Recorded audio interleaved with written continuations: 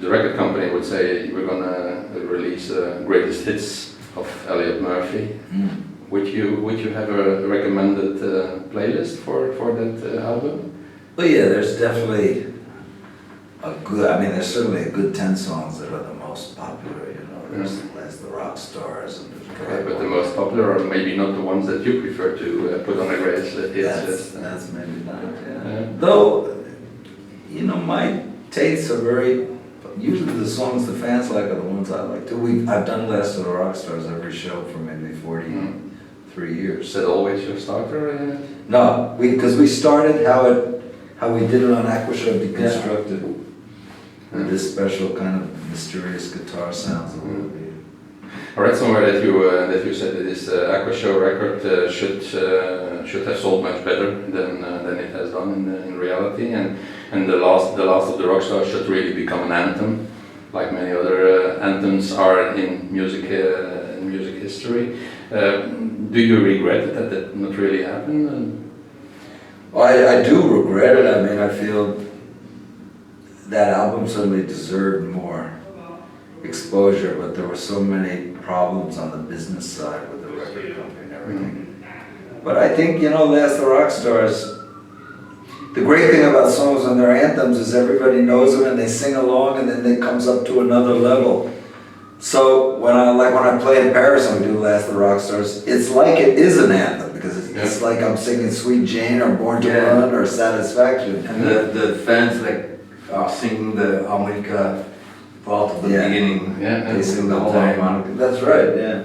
Yeah, but then you are backward. You just said that the fans always would like to hear the same songs, and in a way you want to deviate from the standard playlist because you don't want to screw them by offering the same always for every show. But we have some fans that are pretty weird, and they ask for strange songs that I would never think of, so we listen to them. Yeah, you can't satisfy everyone. That's always a problem. For Last of the Rock Stars, John Mellencamp covered it a few times live. Solo. But never on a record, because I think there are some bootlegs. Okay, yeah. Do you still have some hopes that one day you will write a world hit record? Because you have so many songs and you have so many good songs, but what strikes me is that most of your songs have never been covered by other people, and that's a bit strange because. You see a lot of there's this album Looking Into You. I don't know if you know that one from Jackson Browne, and there you have all these big artists covering a song of Jackson Browne. I think your songbook is certainly as good as the one from Jackson Browne. But why doesn't that happen? You know. Why don't people cover your songs? Well, I will tell you, I just came back from Japan, and I was not aware, but there was a Japanese band called the Roosters that covered Drive All Night, and had a big hit with it in the 80s, and I had heard about it, but I had no idea it was like a major hit, so they have covered my songs about it. But I would certainly like that. One time my fans did a tribute album where they covered my song. What was that called? Looking for a Hero. Yeah. The fans. The fans. They did it themselves. They contributed. They sang. Okay. And that's also good, like I presume, because I never heard of that. No, you can get that. I got tons of them. It's an official record. Yeah. Okay. And what's it then called? Looking for a Hero. By the fans.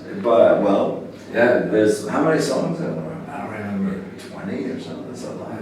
Yeah. So. Well, there's some on the fans. There's a site. There's some people who are artists too. So there's a nice version of called "Short in a Long Run" by a German singer called Robert Oberbeck. Wow. It's a nice version. I'm not into music, but this is completely new for me.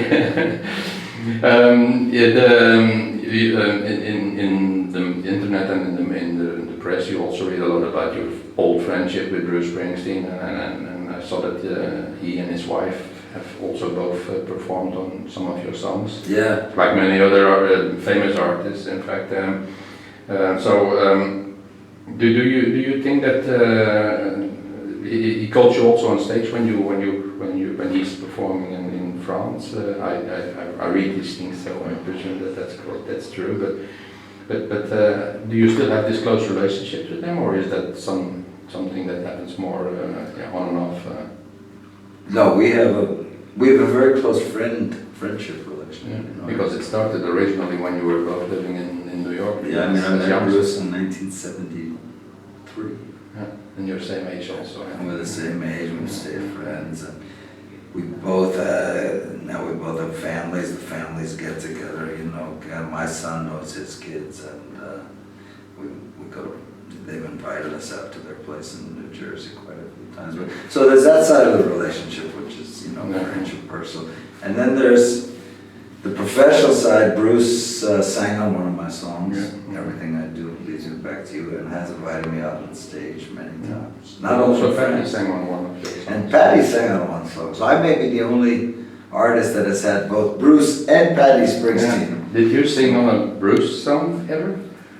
I've sang Bruce songs Yeah. on tribute, But not on his record. but not on his records. Yeah. No. And then if you are together on stage, what do you sing then? A song from Bruce or a song from you? We've done both. We did So he knows your songs also. we did Rock Ballad. We did Diamonds by the Yard. But now lately he asked me to sing Born to Run with him, which is hard. easy. And he had my son come on stage at the Stade de France to Mhm. 80,000 people. Your son is also living in Paris still? Yes, or, Gaspar. And he's also having his own band then, or? Well, now he's kind of under his own name, like me, Gaspar Murphy. Mhm. He's got an EP coming out soon. I didn't follow you in the early 70s, maybe I don't know if I was too young, I don't think so because we don't have so much difference in age, but what I recall from the first performance that I saw you do was in Brussels, and then Olivier was there. I think it was one of his first performances with you in the early, or somewhere mid-90s, 97 I think. But can you explain what this guy means for you? Me, yes. What yeah. he means for you? Oh, I will ask the same question to him afterwards. Well, But then vice versa. Olivier is my Keith Richards. Really? Yes, yes. But how should I picture this? Are you meeting each other every day, or are you? No. Because you're living in Le Havre, you're in Paris. It's not nearby. But you know, yeah, I don't think Mick and Keith will see each other every day. Probably not.